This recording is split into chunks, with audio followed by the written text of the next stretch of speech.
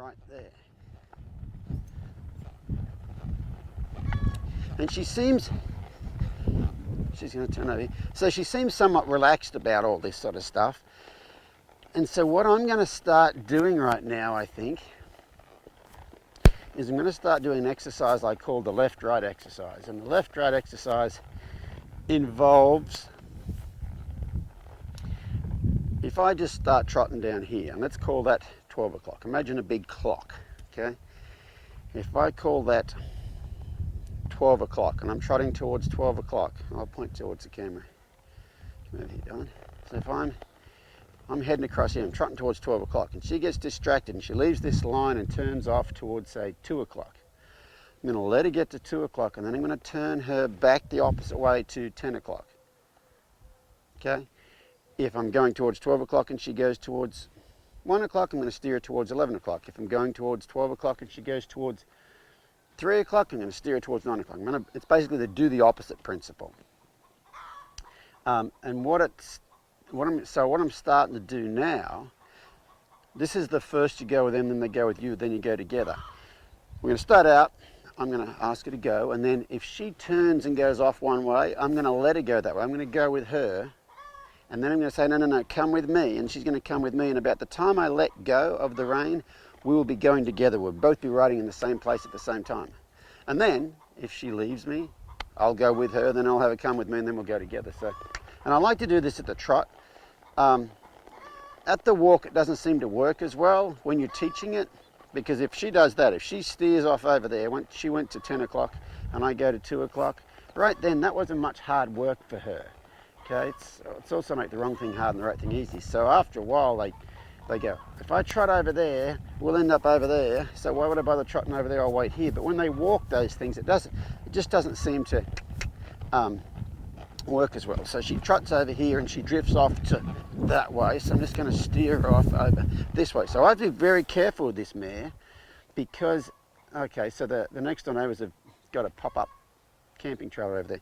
I've got to be very careful with this mare, because in the past, when she gets concerned about something, she's been made go over there. And so I've got to make sure, when I'm doing this left-right exercise, if she turns right, I'm only going to turn left if the reason she turned right was because she was attracted to something over there.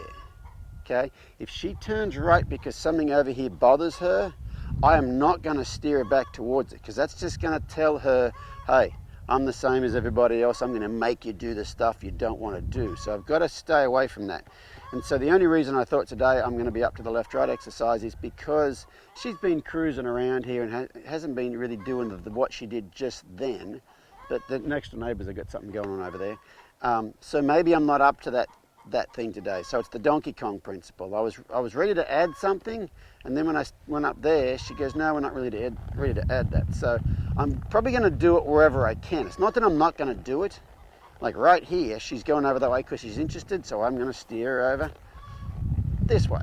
Okay, I'll just do it at the walk for a second, even though I don't normally do it at the walk. No, I was pointing towards that gate and she went over here, so now I'm just going to pick up and steer her over there. So that's where I'm going to, and she just overshot it, so I'm just going to steer her off over here. Now that's where I'm going towards that fence post, and she goes left, so I'm just going to go right.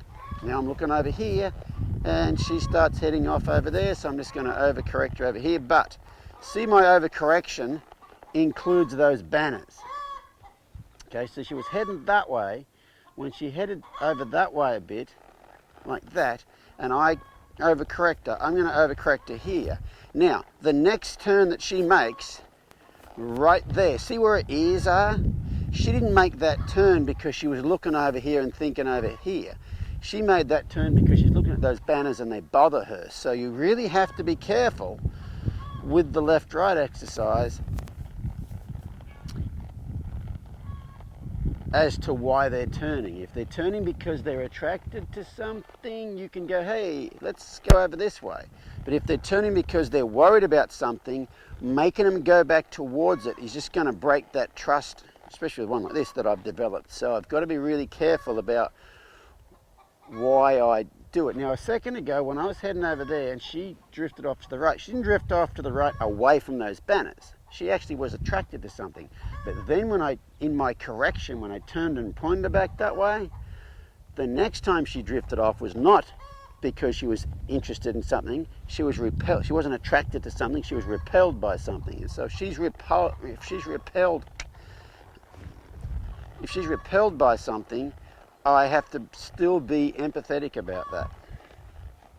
So let's go for a trot here. Now, she just went off to the right. I can turn left here.